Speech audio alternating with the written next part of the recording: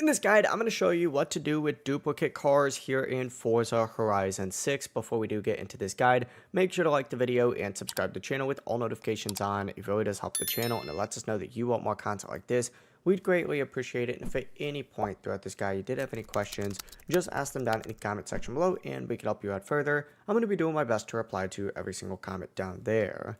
Now, if you do have duplicate cars, you do have a few different options. First, you can obviously keep that duplicate and you can use it for a different build. For example, one version can be for rally, another can be for drifting, for example. Maybe if one as a different performance class. It doesn't really matter. It can make it easier to switch between setups without changing tunes every single time.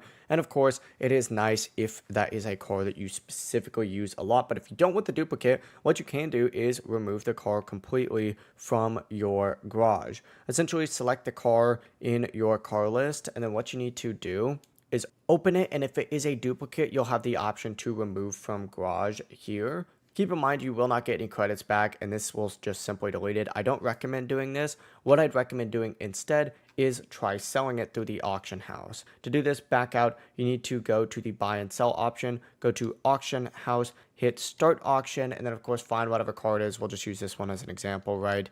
Selected, hit auction car, and I'd recommend just trying and selling the car so that you can get some sort of credits from it. Hit confirm just like so. You can also gift the duplicate to another player. To do this, simply open up the pause menu and you actually have to back out of the garage for this. So let me back out real quick. But back out, go to cars just like so, and then go ahead and go to gift drop. Find your car on here and then send it to either anyone, new players, New Horizon Legends, returning players, or community contributors. As soon as you do that, you are good to go. That's the full process. That is pretty much everything that you can do with duplicate cars here in Forza Horizon 6.